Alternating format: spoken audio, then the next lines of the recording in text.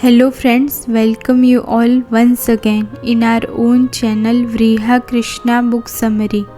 We have started a book called Dying to Be Me. It is written by Anita Moorjani. In this book, author shares her near-death experience story. She wants to give a message through this book. We have completed first 3 chapters of this book, and in previous video we have completed first part of chapter 4, which is my true love, and in this episode we are continuing with the second part of 4th chapter, my true love. So let's start friends. One evening as we were walking along Deep Water Bay, one of my favorite beaches on Hong Kong Island, he clambered upon his knees while I was still sitting on the sand, and our eyes met.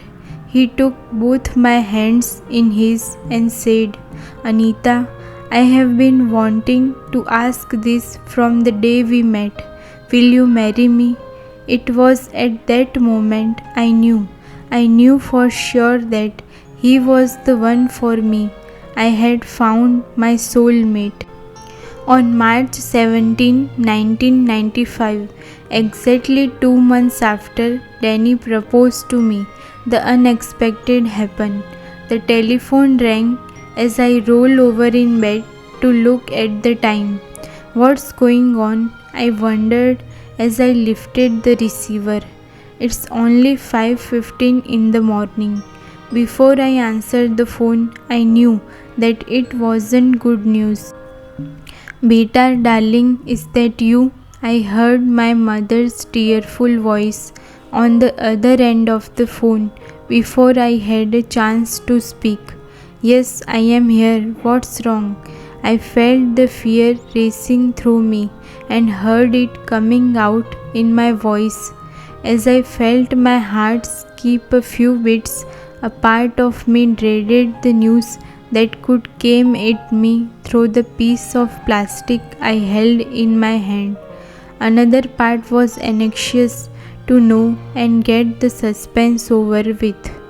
"It's Dad," my mother's tearful voice told me. "He didn't wake up this morning. He went in his sleep." When my father's health began to deteriorate some months prior, my parents went to India so that he could seek alternative therapies such as Ayurvedic treatment.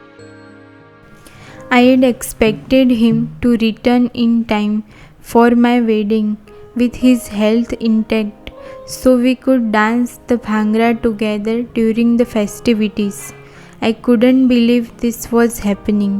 I frantically and tearfully packed my things, throwing whatever I could find into a suitcase as my brother made arrangements for both of us to take the next flight to Pune, India. My trip to India, the funeral, and that time with my family seemed to come and go in blur memories, but I won't forget the day we took my father's ashes contained in a beautiful enamel urn to the Indrayani river, which runs through the holy town of Alandi just east of Pune. Stood on the rocks overlooking the expanse of the river at the auspicious time of day when the Maharaj had told us to be there. My brother opened the lid of the urn and tipped it slowly, letting the breeze carry the ashes and scatter them across the surface of the water. We watched, tears streaming down our cheeks as the river carried away the ashes. How could we say goodbye to this wonderful man? "I am getting married and you aren't here to see me walk around the wedding fire. You lived for this day my entire life. How can you leave me now?" I asked the waves as they swallowed up his ashes, while the tears flooded down my cheeks. So on December 6, 1995, I married my soulmate, Delhi in an elaborate Indian wedding with festivities that lasted almost a week. One day, several months prior to the date, we had been discussing venues for the wedding, and I had half jokingly said, "Wouldn't it be great if we could get married on the beach where you proposed to me?" It was a beautiful evening at the country club, and there was a cool breeze blowing as the Shehnai echoed hauntingly into the night air. Danny and I walked hand in hand 7 times around the fire to seal our union, as the Maharaj chanted our wedding vows in Sanskrit. As we made our way around the fire, I kept looking across at the faces of my family members and could sense that my mother and brother were both aching for the presence of my father, wishing he were there to experience the special evening. After the rituals were completed, a huge celebration ensued with food, drink, music, and dancing.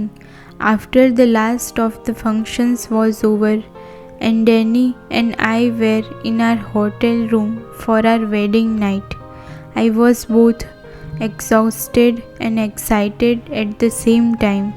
I knew this was the man I wanted to be with for the rest of my life. We were going to live happily ever after. So friends, that's all for this 4th chapter, My True Love. We have completed this chapter, and if you want to listen more chapters from this book, then please do subscribe, share, like my videos, my channels. We will meet again with the next chapter of this book. Till then, see you. Bye. Take care.